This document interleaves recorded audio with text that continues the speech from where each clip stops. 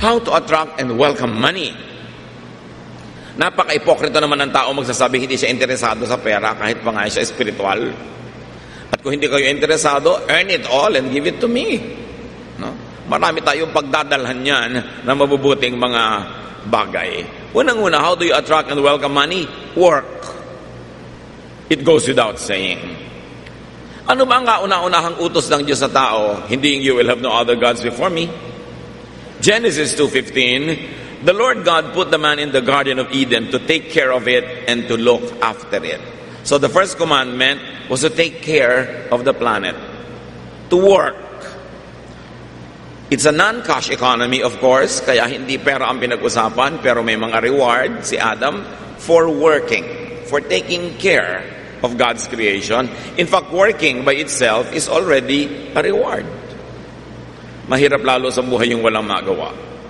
At sinundan pa ng utos sa tinatawag na fourth commandment among the 10, Exodus 23 verse 12. Work the first days or the first 6 days of the week and rest on the seventh. So the command is to work more than rest. Ang makadiyos sa tao, mas maraming trabaho kaysa pahinga. And this is the success of work. It is premised on Psalm 127 verse 2. It is useless to get up early and stay up late in order to earn a living. God takes care of His own even while they sleep. So dapat pala ang una mong inaatupag ay yung kahasihan ka ng Diyos, matuwa siya sa iyo, dahil kahit hindi ka sobrang nagpapagod, kahit pa nga nagpapahinga ka, pwede kanyang alagaan at bigyan ng mga biyaya. The important thing about work is to work with God's blessing. That you work according to God's principles, godly policies, so that He is not only pleased to give you what you need, but is also pleased with the output of your work. Hindi lang sa galing nakukuha yan at sa pagpapagod. Maraming sobrang magaling, sobrang nagpapagod, wala pa rin mangyari sa kinikita nila. Kulang pa rin at kulang. Ang gusto magtrabaho para pagpalain ng Diyos materially, inuuna muna na bigyan ng kasiyahan ng Diyos. A secret of success is in Colossians 3:23. Do your work willingly, as though you were serving the Lord Himself and not just your earthly master. Ang trabaho, blessing ng Diyos. Hindi yan parusa. Kuminsan nga lang, ginagamit natin yung pagtatrabaho bilang parusa eh. Nung colonial times ng mga Espanyol sa Philippines, may forced labor. Bumaba tuloy ang pagtingin natin sa labor kasi yung mga elite, yung mga principales, exempted from forced labor.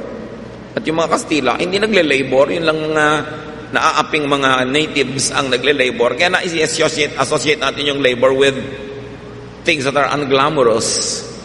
But work is glamorous. Work is beautiful. Because work is given by God. In fact, we were given gifts by God. Specific, special, personal giftings that will define what work we should be doing in our lives. Ano ba ang bagay na trabaho sa iyo? Hindi yung trabahong malaki ang kita na trabaho ng pinsan mo. Ang bagay na trabaho sa iyo, yung bagay sa mga talento, sa ugali, sa kakanyahan, kasarinlan na ibinigay sa iyo ng Diyos. Kaya pag nagtatrabaho ka ayon doon sa mga ibinigay sa iyo ng Lord na giftings, tinutupad mo ang kanyang magandang layunin sa iyo. Lumulugar ka sa lugar na ipinlano niya para sa iyo, and because of that, you put yourself in the path of God's blessings. But do your work willingly.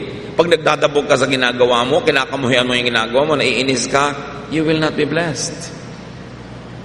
You must treat your work as ministry, whatever work it is, as your role in life, even for that moment. You should treat your work as God's way of supplying your needs and your way of contributing to the well-being of everybody else in the planet. Even work is God-ordained. Diyos ang nagtakda kung anong magiging pinakamaganda at pinakabagay na trabaho sa iyo. Kaya habang ginagawa mo yon, do it worshipfully. And when you do it well, God finds pleasure in you. And is it impossible for God to bless you many other ways if He is pleased with you? Work. Love your work. Kailangan ko ano man ang trabaho natin, minamahal. Hindi yung aarte ka na mas mahalaga ka kaysa sa iyong trabaho. Hindi ba arte yan kung minsan ang napabalitaan nating mga artistang sumisikat? Yung sikat na sila na halos na nagdadala ng isang pelikula. Wala sila sa mood, hindi sila magsushoot maghapon. Lahat ng extrang dumating, hindi mababayaran. Lahat ng mga crew na dumating, hindi mababayaran. Walang na-accomplish, pero pinagtsatsagaan sila ng producer because they make money, but they treat themselves more important than their work. And what happens very soon is that they lose the job. Pag sobrang akala mo, ang galing-galing mo na, nag-iinarte ka na, hindi mo na minamahal ang trabaho mo at gusto mo habulin ka ng trabaho, sooner or later you will find yourself unproductive or plain jobless. Dapat mahalin mo yung trabaho. Regalo yan sa iyo ng Diyos. Kung hindi mo man masyadong gusto yan, pero yan ang trabaho mo ngayon, mahalin mo pa rin. Pag ginawa mo yung best mo, minahal mo yan, mahirap ba sa Diyos na i-assign ka dun sa mas gusto mo, sa mas tama sa'yo? Pero patunayan mo muna na karapat dapat kang i-promote. Patunayan mo muna na karapat dapat ka increase ng sweldo or malipat sa mas magandang posisyon. Love your work. How else do you attract money into your life? Invest. Kailangan marunong magtanim para may inaani. Ang masarap sa pagtatanim, magtatanim ka na isang buto ng mangga, halos buong buhay mo, mamumunga na yung puno na yun ng pagkarami-raming mangga. Magtatanim ka na isang butil ng bigas, tutubo yung puno ng bigas na yan ng palay na napakaraming mga butil. Dumadami ang itinatanim. Proverbs 24:27, get your fields ready and plant your crops before starting a home. Magandang paalala sa ating lahat ito. Ihanda daw muna ang bukid, magtanim muna bago magtayo ng bahay o bago magsimula ng pamilya. Income muna bago expense. Marami sa ating mga OFWs kumikita, sandali, no? May mga moments na malakas ang kita. Ang inuuna agad bahay. Bibili ng bahay, bibili ng lote. Hindi masama. Pero bakit hindi unahin ang sinasabi ng Biblia? Income muna. May pera na tayo. Bibili tayo ng bahay. Saan? Teka. Ba't di tayo magsimula ng negosyo? Para kung umuwi na itong si OFW, matanggal man o mag-resign o mag-retire, may negosyong kumikita. At bakit hindi simula ng negosyo habang nasa abroad pa si kumikita? Para hindi masakit yung pamumuhunan. Para kumikita na dito, nagsisimula na, kumikita pa siya ron, pag uwi niya, itutuloy na lang niya yung kumikita ng negosyo. Pero oras na inuna mo, bahay, kotse, TV, PSP, mga cellphone, mga pagkakagastusan, pag nawala ng trabaho bukas, benta lahat yan. Pati mga alahas ni Mrs. isa-isang nahuhubad, nagpupunta sa mga tambunting, o mga Cebuana, diba? Dahil hindi inuna ang income, inuna gastos. Babahagyan ng nakakaangat sa kahirapan, magdedebo ang anak, gagastos ng pagkalaki-laki. Bakit hindi unahing anak, magdedebo ka na, imbes gumastos tayo ng 50,000 sa debo mo? Eto ang 50,000, magnegosyo ka ng banana queue. Maging banana queue queen ka dito sa ating barangay. Then, sa 19th birthday mo, pag kumikita ka na, doon ka mag-party. Meron tayong mga dapat baguhin sa ating pamamaraan ng pamumuhay para hindi nakalasap ka na ng pera, babalik ka na naman sa hirap. Tulad ng mga sikat na artistang kumita na ng pagkalaki-laki pero hindi minahalang hanap buhay, nagpaka-bisyo-bisyo, nagpaka-arte-arte, ngayon walang trabaho. Get your fields ready and plant your crops before starting a home. Mga young people na gusto na mag-asawa, may hanap buhay ka na ba? Get your crops ready before starting a home. Kailangan muna yung basic needs, material needs. Money is part of godliness. Although don't make God out of money. Income muna bago romance. Income muna bago yung mga pagpapasikat. Ecclesiastes 11:2, share what you have with 7 or 8 others, because you never know when disaster may strike. So another way to make ourselves secure financially is to spread out your investment. Don't put all of your eggs in one basket. Nababalitaan nyo yung mga tao, pamilya, angkan-angkan. isinasangla, ibinebenta lahat ang hari-arian para mag-invest sa mga pyramid scam. Dahil wow, kumikita ito ng 20% every week. Yung mga 1,000 mo magiging 1,200. Mga imposible. Pag hindi kayang ibigay sa'yo ng bangko yung ganong interest, hindi yun sustainable. So, kumita ng konti, nakatikim, pati mga kamag-anak, yayayain, lahat sila buong-buong kabuhayan ilalagay doon. Kaya bilyon-bilyon ang naitatakbo ng mga nangwa 1, 2, 3. Kasi, inuuna yung mga ilagay lahat sa isang investment lang lahat ng pera.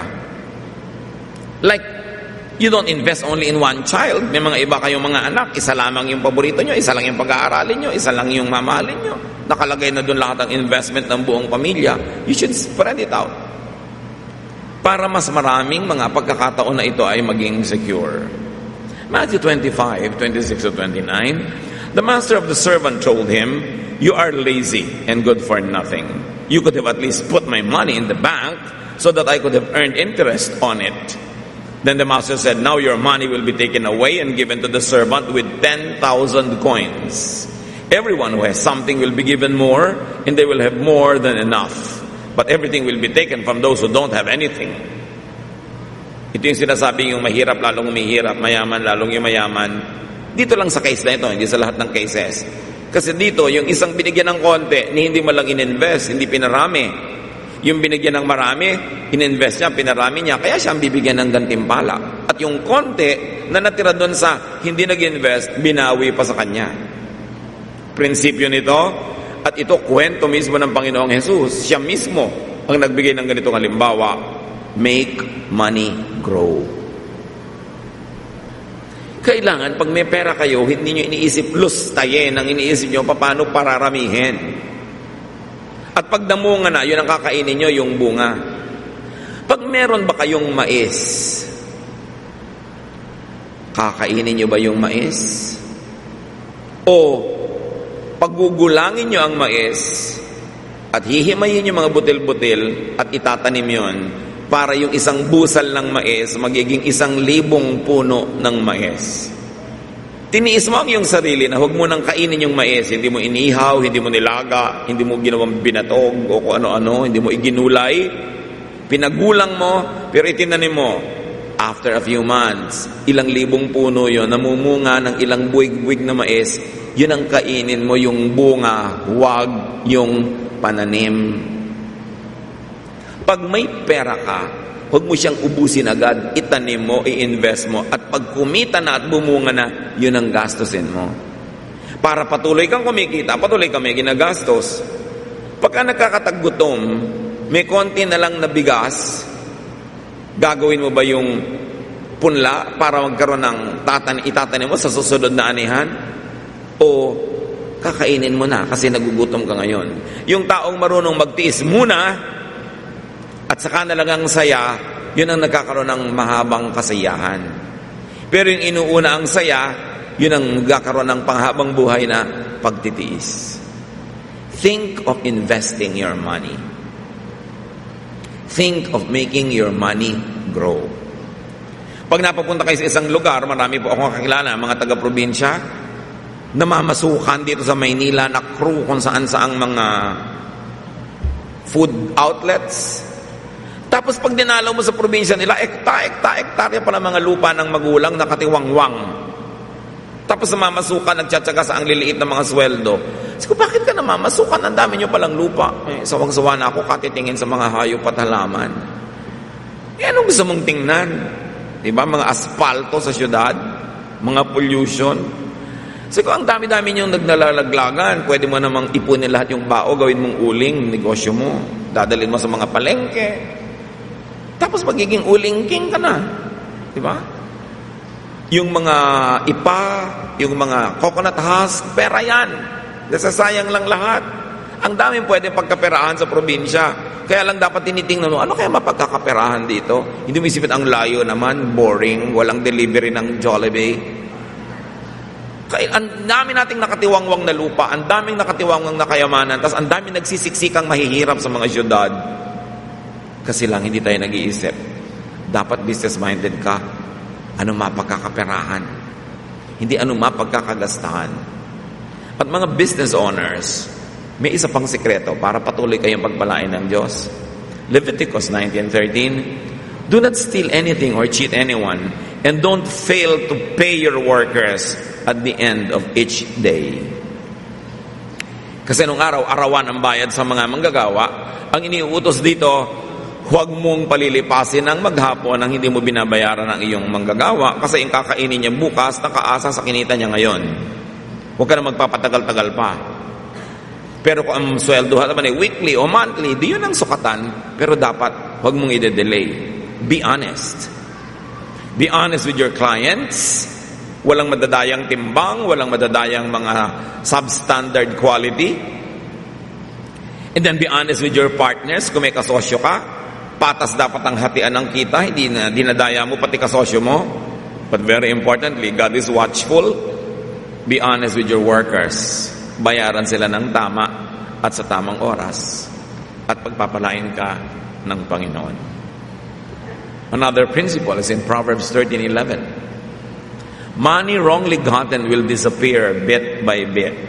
Money earned little by little will grow and grow. Ito na naman yung mga nadadaya sa mga schemes. Yung bigla-bigla, big time, agad, nawawala din agad. Kasi hindi naman sustainable. If it's too good to be true, it's not true. Fast appearance of money is followed by fast disappearance. Easy come, easy go. So you attract money the good way through old-fashioned diligence, hard work, honesty. Yun ang magtatagal na kinikita. Hindi yung mga bigla-bigla na lamang na malakihan. How do you attract money? Position yourself for prosperity. Madalas, ang quality ng buhay natin ay nakasalalay kung saan tayo tumatayo o lumulugar. Halimbawa, yung bahay mo, nasa tabi ng highway na papaliko, malaki ang chance na may pumasok na truck sa silong mo. Dahil nandun ka na yung bahay mo nasa baba pa ng bangin, pwede kang lusungin ng nahuhulog na sasakyan. Kung nasa taas, imposible kang akyatin. Yung pagpwesto mo sa lugar mo, importante sa buhay. Pumupwesto ka doon sa pwede kang mabingit sa mga kamatayan, laging nanganganib ang buhay mo. Pwesto-pwesto yan. Ang tao dapat pumupwesto doon sa dadaan na laging dinadaanan ng pagpapala ng Diyos. Hindi doon sa dinadaanan ng mga sumpa, hindi sa dinadaanan ng mga mala sa buhay. Genesis 39:3, the Lord was helping Joseph to be successful in whatever he did. So Joseph was very successful because the Lord was with him. Because the Lord was delighted in him. So Joseph lived in the path of blessings. At ano yung path na yon? Yung path na sumusunod ka sa Diyos. Maka-Diyos ka, tama ang iyong behavior, masipag ka, matapat ka sa iyong amo, quality ang trabaho mo, pagpapalain ka ng Panginoon. Mababa man ang kalagayan mo, hindi ka magtatagal doon dahil palulutangin ka ng pagpapala ng Diyos. So please God with your motive and method. Yung motive dapat malinaw. Dahil Diyos ang sumisiyasat sa ating puso. At yung method mo, yung paraan ng paghahanap buhay, hindi ka mandaraya, hindi yung tagalinis ka ng bahay, malinis lang yung nakikita ng mata, pagka tinignan mo yung ilalim, ang dumi-dumi na, may sawa nang nakatira doon. God is watching. Deuteronomy 8:18, remember that the Lord God gives you the strength to make a living. So pati pala ang lakas natin para makapaghanap buhay sa Diyos galing. At binibigyan ka ng lakas para maghanap buhay. Tapos ang dami-dami mga tao malalakas pero batugan. Walang hanap buhay. Kung saan-saan inuubos ang lakas, walang kinikita. Napapagod, walang kinikita. Kasi inuubos lang sa kung ano-ano. God is an active participant in our work. God is our work partner. Therefore, God is an investor in us. God is a stakeholder in what we do. 2 Chronicles 31:20, everything Hezekiah did while he was king, meaning secular work, including what he did for the temple, religious work, was right and good. He was a successful king because he obeyed the Lord God with all his heart. So a balanced person will have his so-called secular work and his so-called spiritual work. Balanse at kinasihan siya ng Diyos. He was obedient to God. So obey God and be successful. Obey God and attract blessings. Mga kapatid, ang mundo nilikha ng Diyos. Nung nilikha ng Diyos ang mundo, nagtakda siya ng mga causes and effect. If something that has weight is suspended in the air, it will fall because of gravity. Rule yun, law. Law of buoyancy, kung mas mabigat ka kaysa doon sa tubig na dinidisplace mo, lulubog ka. Nakatakda lahat. So may nakatakda rin na paraan para maging maginhawa, para maging masagana. May batas yan. Pag sinunod mo, if P, then Q. Cause, effect. You do it the right way, you will have the right fruits. You will have a bountiful life. Because there is order. There is cause and effect in the universe. God knows and God teaches the way to prosperity. All you have to observe is observe natural law and moral law. Hindi ka pwede magpalusot. Mukha ka mang nakakalusot, sandali lang. Hindi yun magtatagal. Ang nagtatagal yung pamamaraan ng Diyos. Kasi yun ay itinakda na bago pa man tayo isinilang. So discover God's ways. Because God's ways are right. And God's ways lead to life everlasting. God's ways lead to prosperity, not to poverty. Another secret, of course, in attracting blessings your way, Psalm 1:1-3. God blesses those people who refuse evil advice and won't follow sinners or join in sneering at God. Instead, the law of the Lord makes them happy, and they think about it day and night. They are like trees growing beside a stream, trees that produce fruit in season and always have leaves. Those people succeed in everything they do. Nakita po natin itong talinghaga ng puno. Yung puno daw na nakatanim sa gilid ng batis, kailanman hindi natutuyo. Kasi katabi siya ng batis. Lagi siyang may sariwang dahon at lagi siyang namumunga sa nakatakdang panahon ng pamumunga. Subukan mo na puno ka kung saan ka lang napatanim ng mga tigang na lugar, halos lagi ka nalang mamatay-matay pagka hindi umulan. So tayo man dapat nakatanim sa gilid ng batis. Batis ng salita ng Diyos. Batis ng Espiritong Banal para lagi tayong nadidiligan ng tama. Tayo'y mananariwa at mamumunga ng tama. At ano daw yung tamang daan na lagi mong dapat na daanan, tayuan, tulugan? Yung daan ng mga matuwid. Pinagpapala daw ng Diyos yung mga hindi nakikinig sa mga maling payo. Hindi sumasama sa mga taong lumilibak sa Diyos. Yun ang pinagpapala. So another way, of course, to attract money is to seek and heed godly advice. Pag hindi ka marunong humawak ng pera, ikaw ang hahawakan yan. Pag hindi ka sanay sa pera at bigla ka nagkapera, baka mapasma ka. Pagkatas hindi mo alam ang gagawin. Kaya alam nyo, blessing din kuminsan na natili kang medyo mahirap-hirap o middle class o nasa gitna lang. Kasi alam din ng Diyos, baka mabaliw ka kung dumaming pera mo, hindi mo makayan dalhin. Kasi marami sa atin, madami na tayong practice maging mahirap, pero walang practice maging mayaman. Kaya mas malaki ang nagiging pagkakamali pagka nagkaroon ng prosperity. So you deserve before you desire. Before you ask God to make you rich or wealthy, tiyakin mo muna na kaya ng utak mong dalhin yon. Hindi ka yayabang, hindi ka makakalimot. Importante. Malakay 3:10, of course, is the biggest secret to prosperity. I am the Lord all-powerful, says God, and I challenge you to put me to the test. Bring the entire 10% into the storehouse, so there will be food in my house. Then I will open the windows of heaven and flood you with blessing after blessing. Bihirang manghamon ng Diyos. Dito sa Malakay chapter 3, hinahamon niya ang kanyang mga anak. Sabi niya, Subukan nyo ako, hinahamon ko kayo. Buong buo na ikapu ang dalhin ninyo sa akin. At pag hindi naman binuksan ko ang pinto ng langit, bintana ng langit, at pabahain sa buhay ninyo ang kutakot-takot na pagpapalang di nyo kayang bilangin. Pero sabi niya, subukan nyo ako. Isipin yung panunubok yon. Ito'y isang utos na may pangako. At ano yung utos? Tithe. Mag-tithe ka.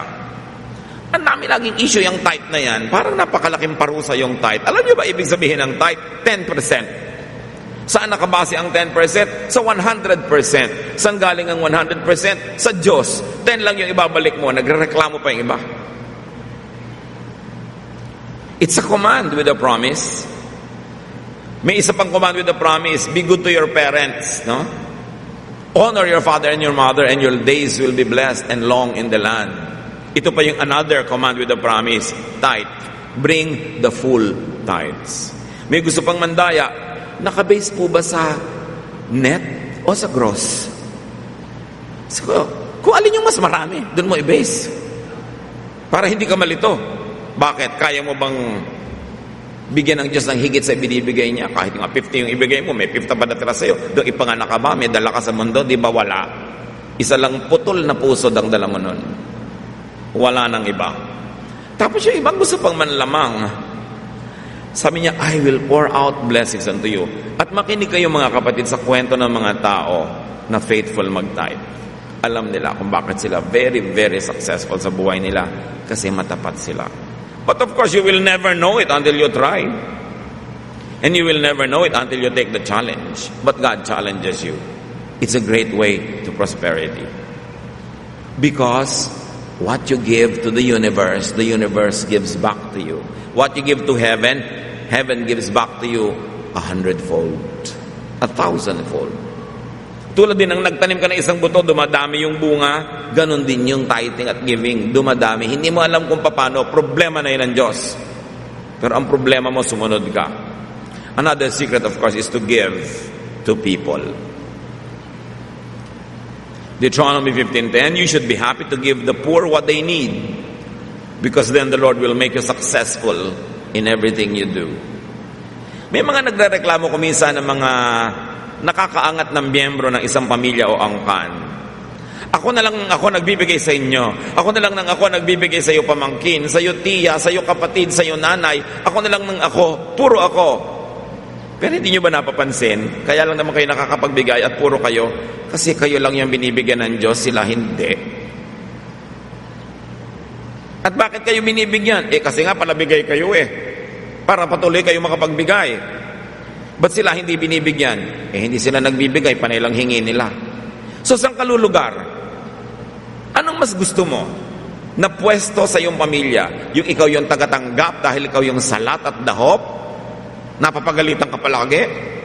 O ikaw yung nagbibigay na akala mo kung sinong amu-amuhan ko minsan, nalilimutan mong, kaya ka lang naman may binibigay kasi may tinatanggap ka Can you give without receiving from God? Na kaya ka pala patuloy na binibigyan dahil pala bigay ka. So, subukan mong putulin ang pagiging mapagbigay. Pag hindi rin naputol, siguro yung blessing sa ng Diyos. Huwag kang magreklamo na maraming umaasa sa'yo.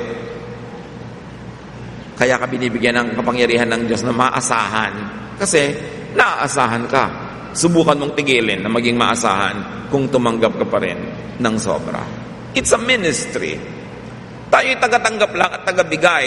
Dinadaanan lang tayo ng pagpapala. Pero ang masaya sa mga dinadaanan, ikaw nang una rin namang nakikinabang dahil may natitira naman sa'yo. Maganda pa yung pwesto mo, honorable.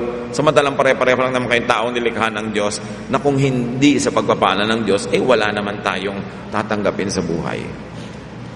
Ang kausap ko dito, yung nagbibigay, hindi yung tumatanggap. Baka yung mga tumatanggap naman, sige, hoy, kaya ka lang binibigyan ng Diyos dahil binibigyan mo kami, so bigyan mo pa kami. Hindi yun ang point.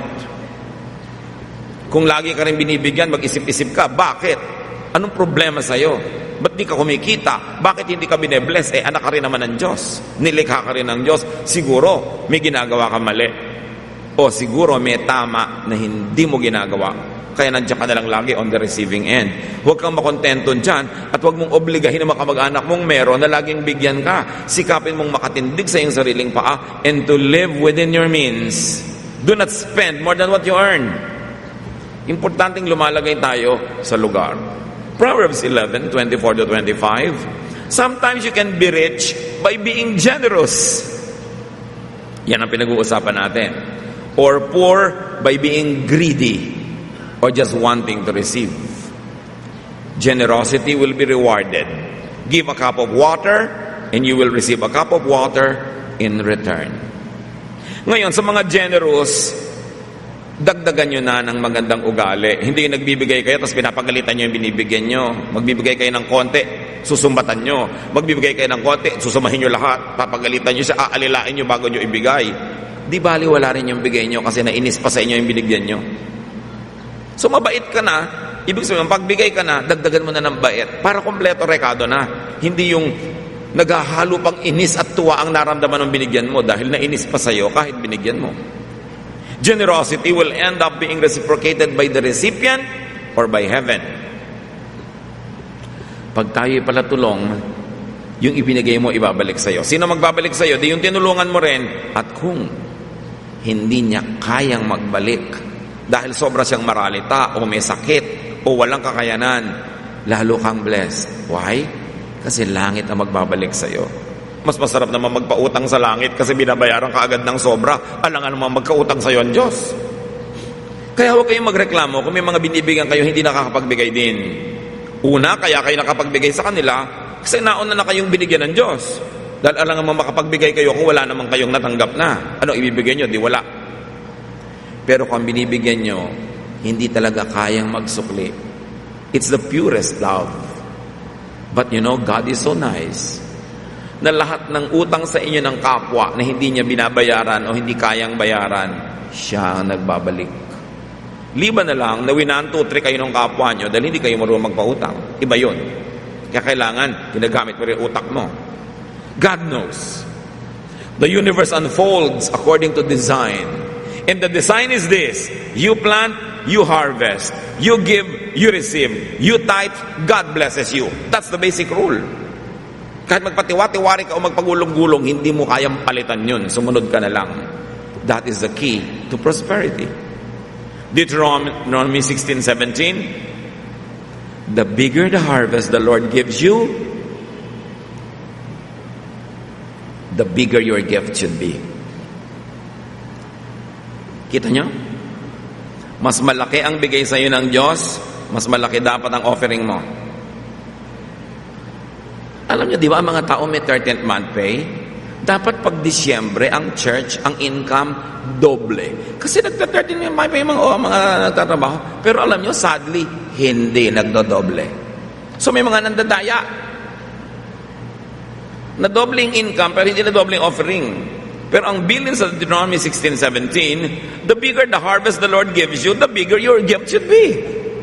Nagkabonus ka, may dagdag. Yumaman ka, may dagdag. Hindi yung laging ganon. May mga nandadaya. So give correctly. Give to God. Yung pagbibigay sa mahirap at kapuspalad, tulad yun ang pagbibigay sa Diyos, kasi Diyos naman ang taga-ingat ng mga kapuspalad.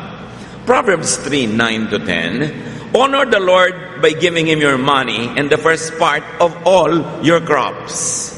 Then you will have more grain and grapes than you will ever need. Siyempre, hindi naman laging grape ang tanim natin. So kung ano man yung tanim mo. Sabi, alam nyo, parangalan nyo ang Diyos.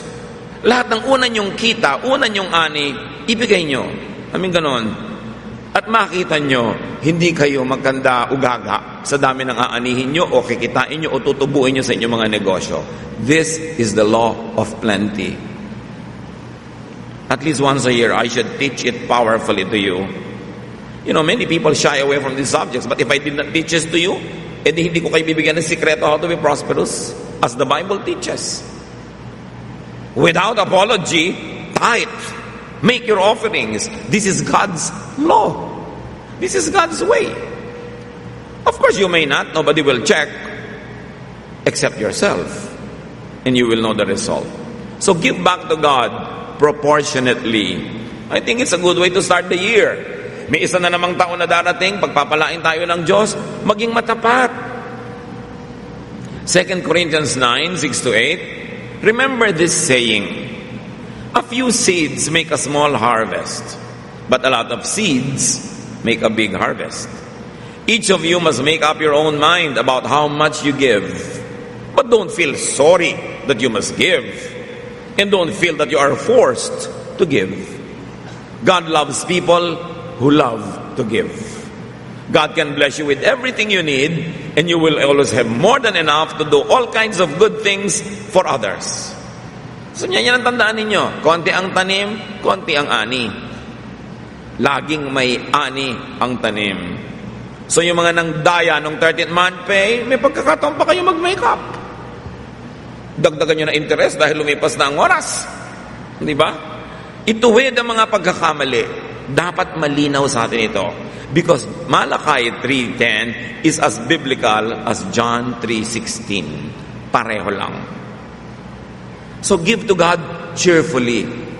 Ang totoo, wala naman talaga nag-check. Chine-check ba kayo? Hindi naman. Checkan nyo lang sarili nyo. And then, surrender yourself to God. Cheerful means that you're aware that God is the real giver. How can you give cheerfully? Ang sakit naman, ang sakit ibigay. Pero kung alam mong lahat ng nasa iyo ay galing sa Diyos, hindi masakit magbalik. Dapat mong kilalanin na lahat ng blessing mong galing sa Diyos. Pag kinikilala mo yon, ang luwag sa dibdib, masarap magbigay. Cheerful means grateful. And you will even be blessed more. Another secret to attracting blessings is to receive blessings graciously. Talaga naman mayroong pinagpapala more than others Panapanahon. So kung panahon mo na sobra kang pinagpapala, don't apologize for being blessed.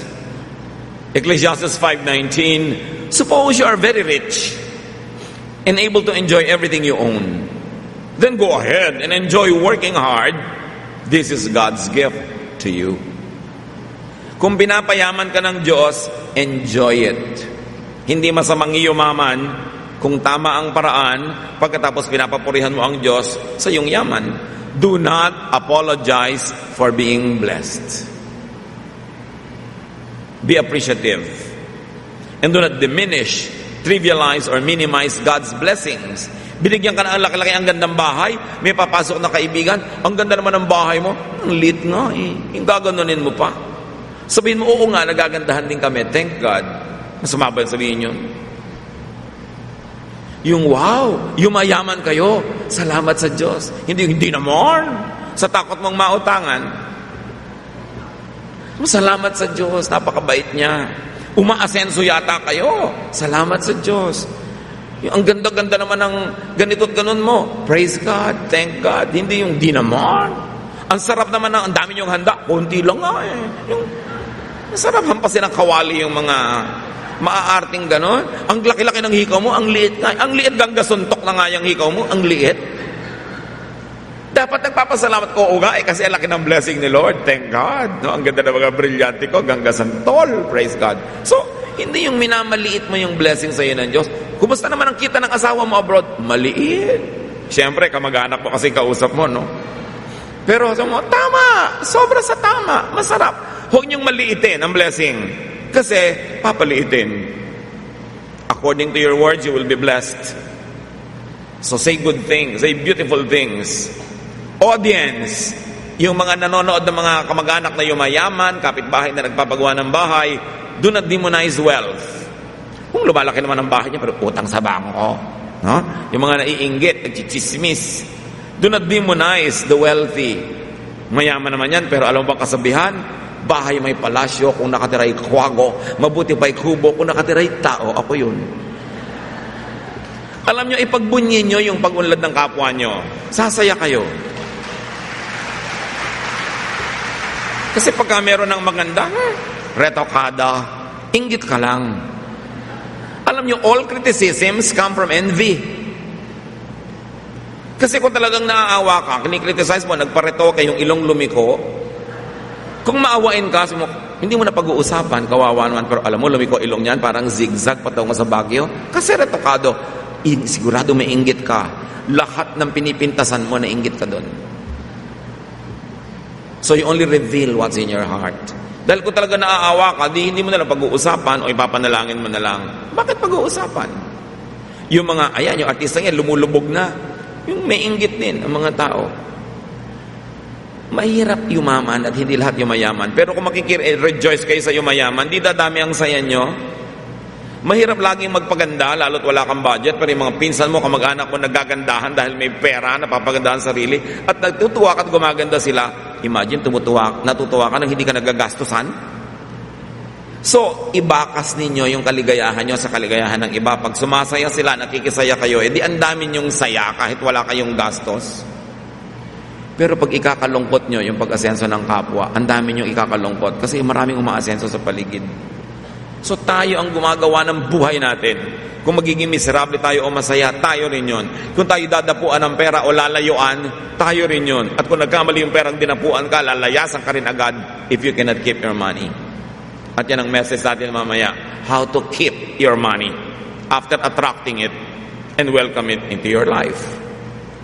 At isa pang napakahalagang sikreto para tayo laging lapitan ng grasya, 1 Timothy 5:18, workers are worth their pay. Dalawa kahulugan. You pay your workers correctly, and for workers, work correctly so you earn correctly the money that you receive. Be worth your income. Kailangan yung tinatanggap mo, deserve mo. Pag dumating ang isang maghapon na wala ka namang ginawa, sumweldo ka, ninakaw mo yun. Dumating ang katapusan, sumweldo ka, wala ka namang nagawa talaga, ninakaw mo yun. O kalahati lang yung trabaho mo, buo yung sweldo mo, ninakaw mo ang kalahati.